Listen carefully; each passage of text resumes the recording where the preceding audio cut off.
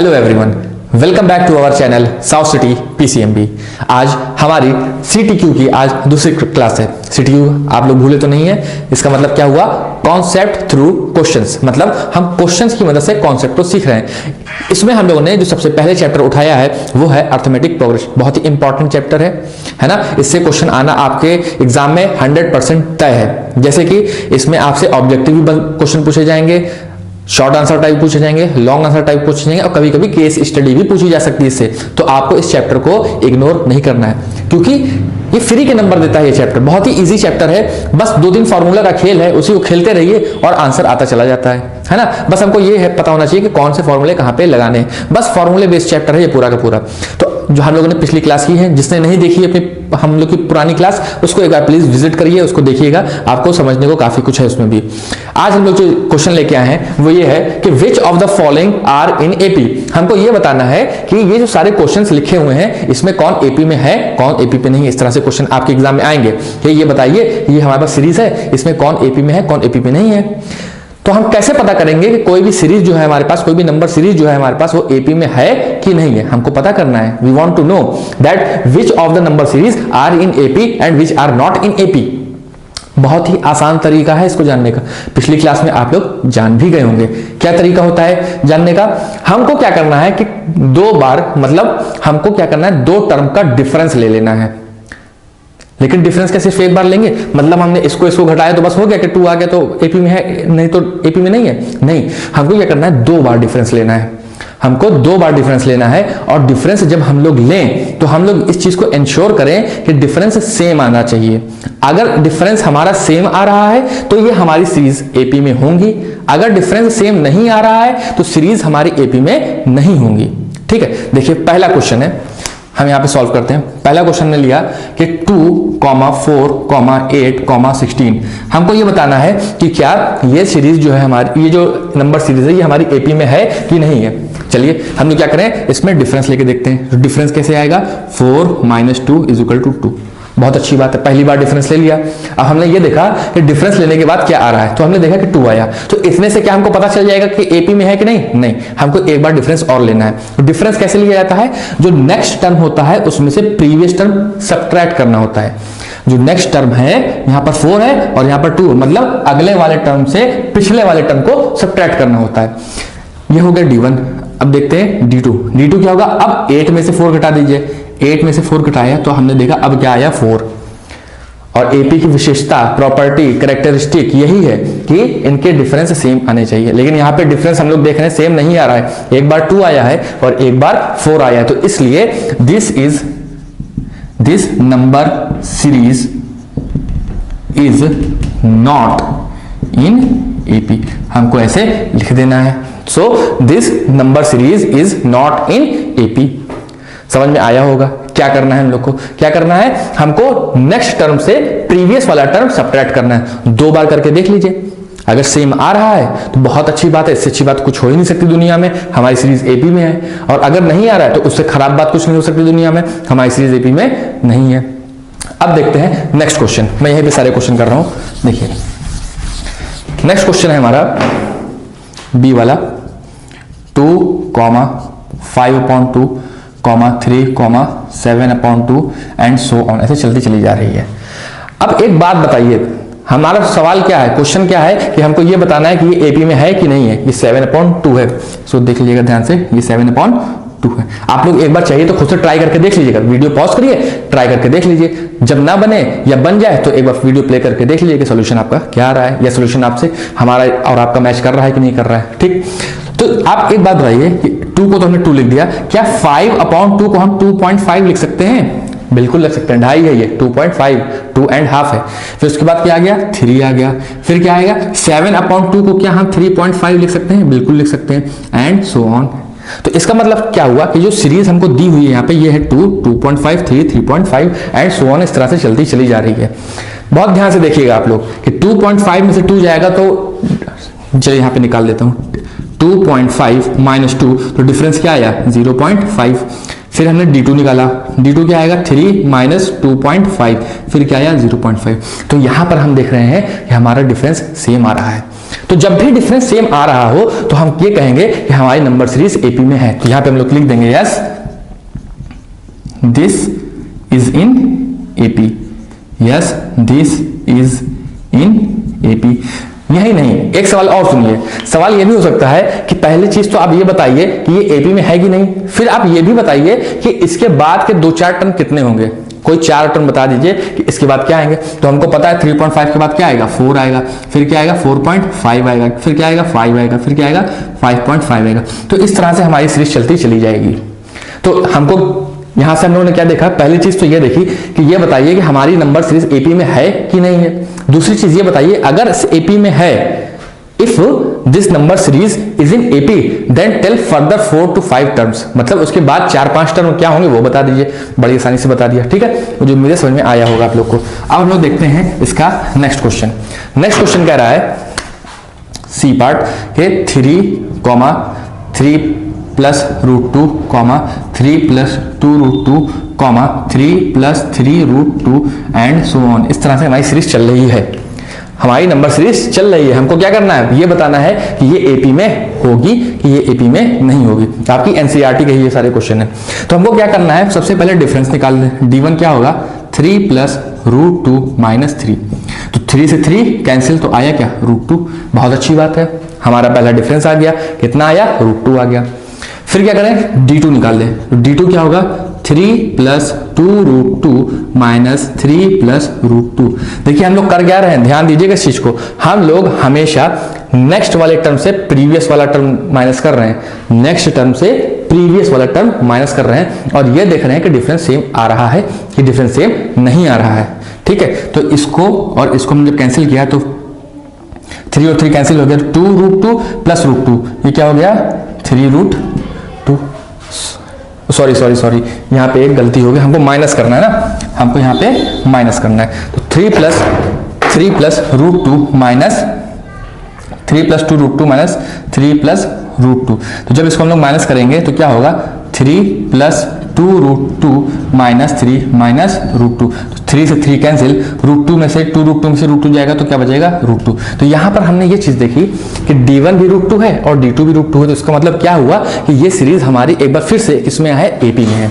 ये सीरीज हमारी एक बार फिर से किसमें आ गई है, एपी में आ गई है। तो हम लोग लिख देंगे यहाँ पे फिर से yes this is in AP. फिर आपसे दूसरा सवाल क्या पूछा जा रहा है कि ये बताइए कि ये जो सीरीज है आपकी ये एपी में है कि नहीं है। तो कैसे एपी में है कि नहीं वो तो आपने बता दिया।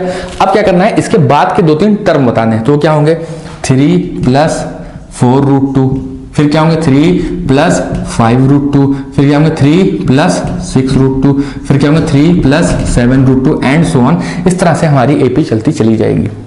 समझ में आया होगा। यहाँ पर आप ध्यान दीजिएगा ये माइनस है, तो जब माइनस हमने करेंगे तो पूरे ब्रैकेट से करेंगे तो इसलिए यहाँ पे भी माइनस हो जाएगा। ठीक है, वो मैंने ध्यान नहीं दिया, मैंने ऐड कर दिया था। तो यहाँ पे भी क्या होगा माइनस होगा, इस चीज को ध्यान रखिएगा। मतलब जो नेक्स्ट टर्म है ये वाला next term minus previous term, ये जब भी ब्रैकेट से पहले माइनस का साइन लगा होता है तो अंदर के टर्म माइनस हो जाते हैं। क्यों, क्योंकि वो माइनस से मल्टीप्लाई। तो ये बेसिक मैथमेटिक्स है, क्लास 3rd-4th में आप लोगों ने पढ़ी होगी। इसके बाद देखते हैं हम लोग हमारा एक नेक्स्ट क्वेश्चन, हम लोग का क्वेश्चन नंबर डी। ये क्वेश्चन अच्छा है। इस क्वेश्चन को देखकर सिर्फ अगर देखकर बताना हो कि ये एपी में है कि नहीं है तो बताना मुश्किल है। अगर हम लोगों की अभी एपी में पकड़ अगर अच्छी नहीं है और हमसे ये कहा जाए कि ये बताइए कि √2, √8, √18, √32 ये हमारा एपी में है कि नहीं है, तो ये बताना मुश्किल है until and unless we solve this question। जब तक हम इस चीज को सॉल्व नहीं करेंगे हम इसको बता नहीं पाएंगे। चलिए सॉल्व करते हैं। डी वाला क्वेश्चन हम कर रहे हैं, √2, √8, √18, √32 एंड सो ऑन। इस तरह से हमारी एपी चल रही है, इस तरह से हमारी एपी चल रही है। देखिए हम लोग क्या कर रहे हैं, d1 निकालें। तो d1 क्या होगा √8 - √2। अब आप लोग में से बहुत लोग सोच रहे होंगे कि √8 में से √2 को माइनस कैसे किया जाए। It is a tedious task, कुछ नहीं टीडियस वीडियस है, अब कहने की बात है। क्या करिए आप √8 निकाल लीजिए, क्या होगा 2 4 जा 2 2 जा 2 1 जा। ये देखिए इनका पेयर बन गया, तो इसका आंसर क्या हुआ 2√2 - √2। तो आंसर क्या आएगा √2। नहीं समझ में आया। देखिए √8 की वैल्यू निकालनी है तो इस तरह से जो निकालते हैं हम लोग, हम लोग क्या कर रहे हैं, इसका स्क्वायर रूट निकाल रहे हैं, रूट 8 का स्क्वायर रूट निकाल रहे हैं, तो वो क्या आया 2√2। क्यों 2√2? देखिए इस तरह से सॉल्व किया हमने तो यहाँ पर 2 और 2 का एक पेयर बन गया। तो जब पेयर बन जाता है तो उसमें से एक चीज ले लेते हैं, तो यहाँ पे 2 का पेयर बना तो एक 2 को हमने बाहर ले लिया, वो बाहर हो गया। बच क्या गया था ये वाला 2, तो इसको हमने फिर से रूट में लिख दिया, तो √2 माइनस √2 आ गया 2। ठीक, अब हमको क्या करना है, d2 निकालना है। d2 क्या होगा, √18 माइनस √8। हमको √8 की वैल्यू पता है, अभी हम लोगों ने निकाली है, कितनी है 2√2, लेकिन हमको √18 नहीं मालूम है। तो √18 के लिए क्या करना पड़ेगा, √18 के लिए देखिए क्या करें फिर से, 2 9 जा 3 3 जा 3 1 जा, तो इसकी वैल्यू आई 3√2। ये यहां से मैं 3√2 कैसे लिख रहा हूं ये तो आपको पता होगा, क्लास 8 में आप लोगों ने चैप्टर पढ़ा होगा स्क्वायर एंड स्क्वायर रूट, फिर उसके बाद पढ़ा होगा क्यूब एंड क्यूब रूट। तो जो चैप्टर था हमारा स्क्वायर एंड स्क्वायर रूट, उसी की मदद से यहाँ पे हम लोगों ने इसको लिखा है कि 18 को हम लोग कैसे लिख सकते हैं 3√2। क्यों, क्योंकि यहाँ पे 3 का पेयर बन रहा है। जब हम लोग किसी नंबर का स्क्वायर रूट या स्क्वायर कर रहे होते हैं वहां पे पेयर बनाते हैं ना, पेयर में से कोई एक नंबर ले लेते हैं, जिसका पेयर बन रहा होता है उसमें से वो एक नंबर ले लेते हैं। यहाँ पे 3 का पेयर बन रहा है तो यहाँ से 3 हमने ले लिया, तो 3√2। तो यहाँ से कितना बचा, फिर बचा क्या √2। तो इसका मतलब यहाँ पे भी और यहाँ पे भी हमने देखा कि जो हमारा डिफरेंस है वो सेम आ रहा है। तो इसका मतलब क्या हुआ कि हाँ हमारी ये एपी भी, ये सीरीज भी हमारी एपी में है। तो मुझे उम्मीद है कि आप लोग को ये चीज समझ में आई होगी बहुत ही अच्छे से। लेकिन सवाल इतना सा है कि ये वाला क्वेश्चन बच गया, ये वाला क्वेश्चन बच गया। अब आपको क्या करना है, आपको इसमें से ये बताना है कि ये एपी में है कि है, ये आपके लिए होमवर्क। ठीक, बिल्कुल ऐसे ही करना है, इसी तरह से तोड़ तोड़ के करना है। हाँ, इस क्वेश्चन में आपसे ये पूछा जाए कि इसके भी 2-3 टर्म आगे बता दीजिए, इसके भी 1-2 टर्म आगे बता दीजिए, तो क्या होगा। देखो देखिए लास्ट टर्म हमको पता है, लास्ट टर्म हमको पता है 32 है, तो इसमें क्या करें प्लस √2 कर दें। प्लस √2 क्यों किया, क्योंकि कॉमन डिफरेंस √2 ही आ रहा है, तो वही उसमें ऐड कर दिया। कहने का मतलब है √2 में जब √2 ऐड किया तो इतना आया, फिर उसमें जब √2 ऐड किया तो इतना आया, फिर इसमें जब √2 ऐड किया तो इतना आया। √2 क्यों ऐड कर रहे हैं, क्योंकि कॉमन डिफरेंस ही यही है। √2 क्यों ऐड किया जा रहा है, क्योंकि कॉमन डिफरेंस ही यही है। तो लास्ट टर्म ये है, तो इसके बाद वाला टर्म क्या होगा, उसमें √2 जोड़ देंगे तभी तो आएगा, तो इसमें हमने √2 को जोड़ दिया। अब आप बताइए √32 को हम लोग क्या लिख सकते हैं, 32 को हम क्या लिखें, 216 28 24 22 और 21। देखिए एक पेयर यहां बना, एक पेयर यहां बना, तो यहां से 2 आया, यहां से 2 आया, तो कितना हो गया 4, और ये वाला 2 बच गया, तो कितना आया 4√2 प्लस √2, 4√2 प्लस √2, तो ये क्या हो गया हमारा 5√2। क्या हो गया 5√2। इसका मतलब क्या हुआ कि √32 के बाद क्या आएगा 5√2। कुछ अटपटा नहीं लग रहा है कि यहां सब रूट में आ रहा है, यहां 5√2 आ रहा है, तो ये 5 भी रूट में आ जाए तो कितना अच्छा लगे। तो हम लोग जानते हैं इस 5 को हम लोग क्या लिख सकते हैं, इस 5 को हम लोग लिख सकते हैं √25 इंटू √2 इक्वल टू √50। तो इसका मतलब क्या हुआ कि √32 के बाद अगला टर्म क्या आएगा √50। क्या आएगा √50। फिर से ध्यान से सुनिए, अच्छा क्वेश्चन है ये वाला। कहा यह गया कि यहां तक पहले ये बताओ कि एपी में है कि नहीं, तो हमने कहा भाई हमने सॉल्व किया तो हमने ये पाया कि कॉमन डिफरेंस जो है वो सेम है, √2 है √2 है। जब कॉमन डिफरेंस सेम है तो इसका मतलब ये एपी में है। बहुत बढ़िया बात हो गई, यहां तक समझ में भी आ गया। फिर ये कहा जा रहा है कि ये बताइए कि जब ये एपी में है तो इसके बाद वाला टर्म क्या होगा, इसके बाद वाला टर्म क्या होगा। तो इसका बाद वाला टर्म वही होगा ना जो इसमें हम कॉमन डिफरेंस ऐड करने पे आ रहा है। कॉमन डिफरेंस √2 है, इसको जब हमने ऐड किया तो आया 5√2। क्या आया 5√2। इस 5√2 को ही हमने लिखा √5 इंटू √2। बहुत से लोग आप में से सोच रहे होंगे कि इस 5 को √25 क्यों लिख दिया, क्योंकि √25 की वैल्यू ही क्या होती है 5 होती है। हम लोग यहाँ पे चाहे लिख दें तो √25 इक्वल टू 5। तो इसका मतलब क्या हुआ कि √5 हम चाहे 5 लिखें चाहे √25 लिखें, बात एक ही है। ठीक है, तो मुझे उम्मीद है कि आप लोग को ये समझ में आया होगा। तो ये सारे के सारे क्वेश्चन आपको समझ में आए हैं, तो ये ई वाला क्वेश्चन जो है इसको आप लोग खुद से करिएगा। बिल्कुल ऐसा ही होगा जैसे मैंने लास्ट वाला क्वेश्चन इसको किया है यहाँ पे। अब हमारा मोस्ट इंपॉर्टेंट टॉपिक इस चैप्टर का शुरू हो रहा है। One of the most important topic कहना गलत नहीं होगा कि nth term of an AP. क्या है nth term, nth term of an AP. AP क्या है, अर्थमेटिक प्रोग्रेशन है। एपी क्या है, अर्थमेटिक प्रोग्रेशन है। ठीक है, जैसे मान लीजिए आपकी एनसीईआरटी का एक एग्जांपल है कि एक आदमी है, उसको पहले महीने 8,000 रुपए सैलरी मिली। कितनी मिली? 8,000 मिली। और कहा जा रहा है कि हर साल उसकी सैलरी 500 रुपए इंक्रीज हो रही है, मतलब हर साल 500 रुपीज का इंक्रीमेंट हो रहा है उसकी सैलरी में। मतलब पहले साल वो 8,000 पाएगा, फिर जब नेक्स्ट साल एंटर करेगा तो उसकी सैलरी हो जाएगी 8,500। फिर ये कहा जा रहा है कि उसके नेक्स्ट ईयर उसकी सैलरी 500 और इंक्रीज हो जाएगी, तो ये कहा जा रहा है 9,000। फिर क्या आ जाएगा? 9,500 एंड सो ऑन। इस तरह से हमारा सीरीज चलती रहेगी। क्वेश्चन सुनिएगा ध्यान से फिर से। क्या कहा यह गया कि कोई एक आदमी है, वो कहीं पे काम करता है। जब वो काम करता है तो उसको पहले साल मिलता है 8,000 रुपए। कितना मिलता है? 8,000। और ये कहा जा रहा है वो जब काम करता रहेगा तो हर साल उसकी सैलरी में 500 रुपए का इंक्रीमेंट होता रहेगा। तो मतलब पहले साल 8,000, फिर 8,500, फिर 9,000, फिर 9,500। ठीक है, तो ये कहा आपसे सवाल ये पूछा जाएगा कि ये बताइए कि कौन से साल में उसकी सैलरी 12,000 हो जाएगी। क्या कहा गया? कितने साल के बाद उसकी, इसने जब नौकरी ज्वाइन की उसमें कितने साल के बाद उसकी सैलरी हो जाएगी 12,000। ये हमको बताना है। कितनी हो जाएगी? 12,000। ये हमको बताना है।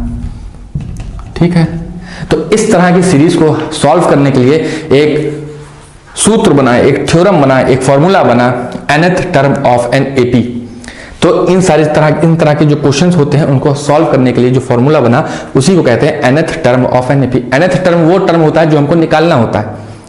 nth टर्म वो टर्म होता है जो हमको निकालना होता है। जैसे इसका फॉर्मूला होता है nth term is equal to a plus n-1 into d. ये n-1 है, n-1 इंटू डी, जहां पर a है फर्स्ट टर्म, पहली क्लास में भी आप जानते हैं, n है नंबर ऑफ टर्म और d है कॉमन डिफरेंस।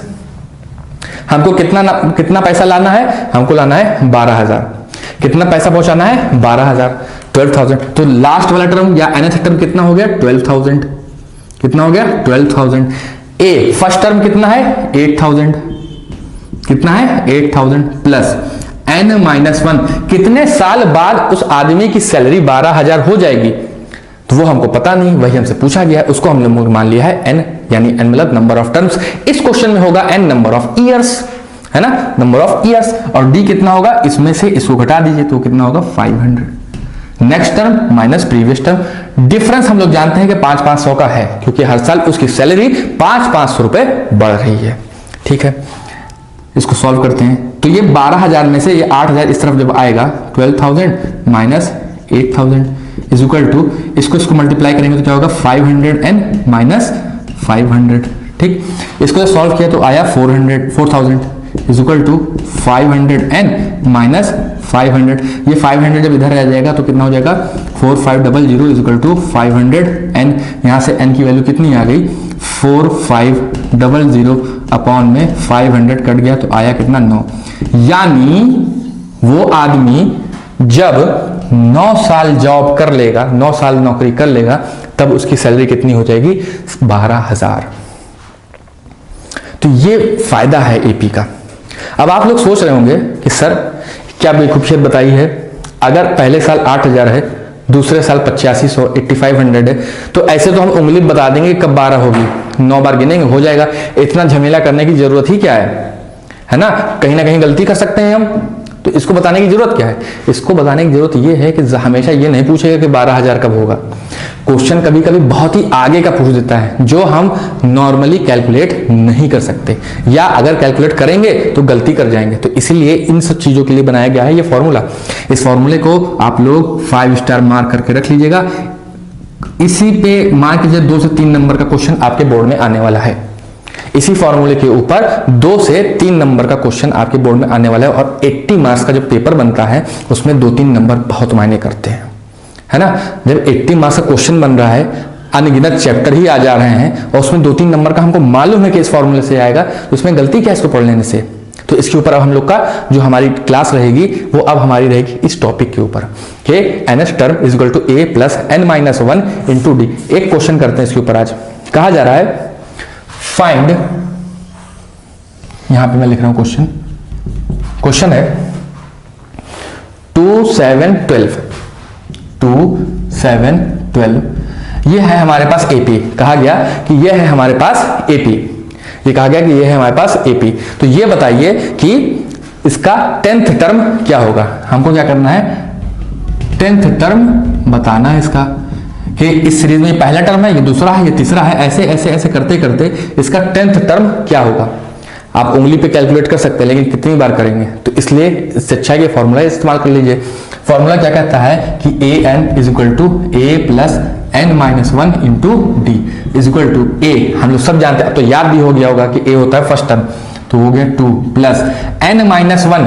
n क्या होता है कि कितने साल के बाद निकालना है, वो उसको बताना है, कितने साल के, कितने मतलब कौन से टर्म पूछा ये बताना है। तो यहाँ पर टर्म कितना है, 10 है, यहाँ पर टर्म कितना किया है, 10 है, तो 10 माइनस 1 इंटू डी, डी क्या होगा, next term minus previous term, ये हो जाएगा 5। तो ये हो गया 2 plus 9 into 5 is equal to 2 plus 45 is equal to 47। तो हमारा आंसर कितना आया, 47। तो इसका मतलब ये हुआ कि इस AP की सीरीज का जो 10th टर्म होगा वो होगा 47। बहुत ही आसान फॉर्मूला है, अच्छे से इसको पढ़िएगा। नेक्स्ट क्लास में हम लोग इसके ऊपर कुछ क्वेश्चंस और करेंगे, उसके बाद अपने नेक्स्ट टॉपिक पे चलेंगे। मुझे उम्मीद है कि आप लोग को हमारा ये सेशन अच्छा लग रहा होगा, और अगर अच्छा लग रहा है तो प्लीज़ इसको लाइक करिए, शेयर करिए, और हमारा वीडियो देखने के लिए बहुत बहुत धन्यवाद।